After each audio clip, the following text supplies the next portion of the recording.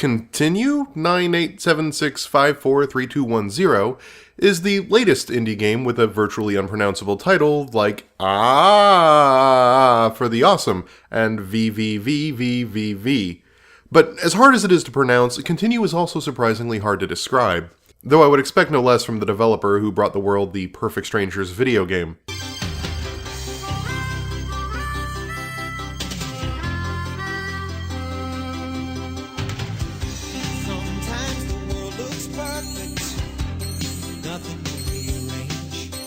So bear with my explanation of the setup here, because the premise is both a bit complicated and also sort of necessary to understand what the game's doing. In Continue, you play as one of 6 randomly selected video game sprites that have been killed in their respective game, but who are still in resident memory. See, in languages like JavaScript, which it's implied is what the player character's game is written in, stuff exists in memory until it's not needed anymore. And one way to check to see if something isn't needed anymore is whether or not any other bit of code is currently pointing to that memory address. If nothing is pointing to it, then it will get picked up in the next garbage collection cycle. Except garbage collection can be a process-intensive-ish task, so it's not kicked off but once every so often. So it's possible that a bit of data can exist in something akin to limbo, still existing, still in memory, but no one references it and it's slated for deletion.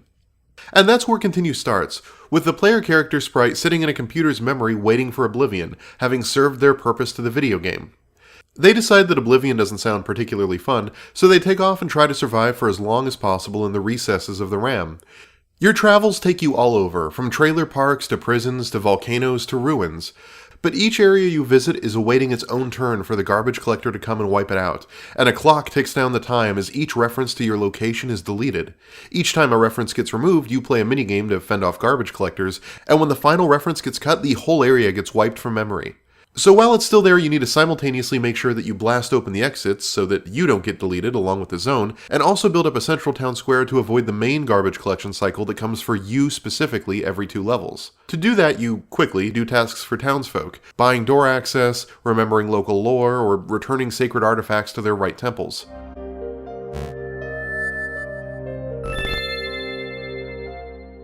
So that's the 10,000-foot view. A little half-minute hero here, a little Zelda 2 there, and all sprinkled with a little bit of reboot. Interspersed between those comparatively tense gameplay segments are slow-paced cutscenes that reflect a bit of the player character's internal dialogue as they stare out to sea, lie face down in a field, or reflect on their childhood pet.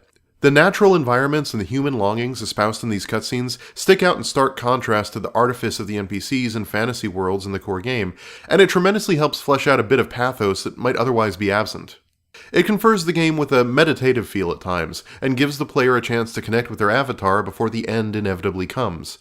And that inevitability is what brings the game together. It is very much a game about mortality and the certainty of death. And not just any death, but oblivion. The game makes it pretty clear it's not worried about afterlife and judgment, but the very cessation of being itself. And it's not treated like some heady, abstract concept talked about by NPCs, but far removed from the game itself. The mechanics hammer home just how close to that oblivion you are. Every reference that gets deleted gives the garbage collectors a chance to take precious RAM from you, and as each level draws to a close, the world begins to fall apart in a mad dash to the exit.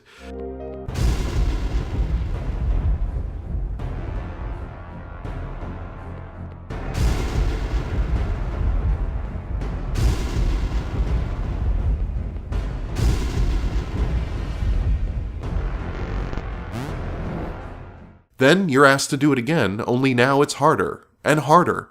You're a doomed character in a doomed world, and it's not a matter of if, but when the collection algorithm will come for you. And then when the main garbage collection cycle executes after every other level, the gameplay consists of just taking shelter in the town you've built, as your player character literally prays oblivion doesn't come for them just yet.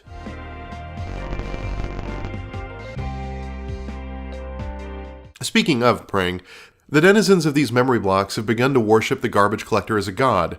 It's not hard to see why. The garbage collector creates the garbage pile, the garbage collector expunges the garbage pile. It is, in a very real sense, the alpha and omega of everything these characters see and know.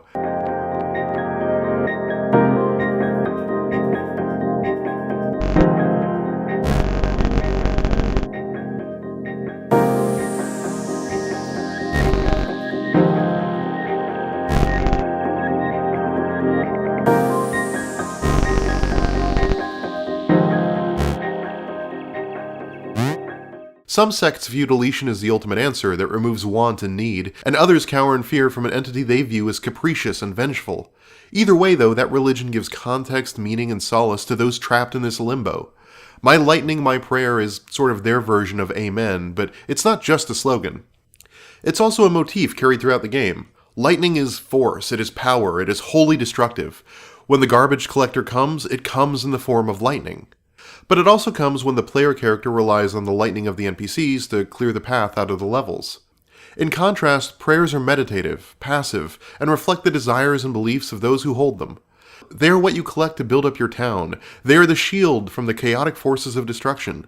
They're also what you tend to take away from these villages if you're successful in your task, assuming you make it out before it's deleted.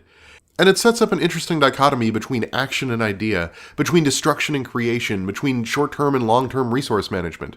Immediate action can get you out of trouble, but it's beliefs, faiths, and ideals that shelter us against the true storms to come.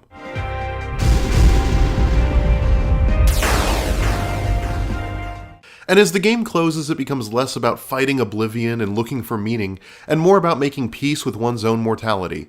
It can become clear early on, before a garbage collection cycle even starts, that you won't make it through another one.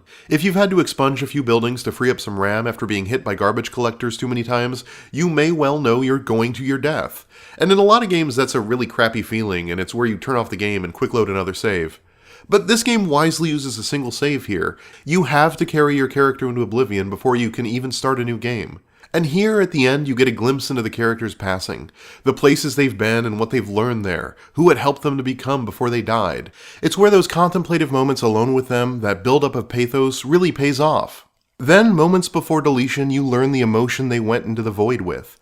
It's surprisingly affecting, owing to the fact that you not only watched this character you sort of got to know die, but in some weird abstract sense guided them to this moment. And you hope that whatever this last fleeting moment was, that it was good.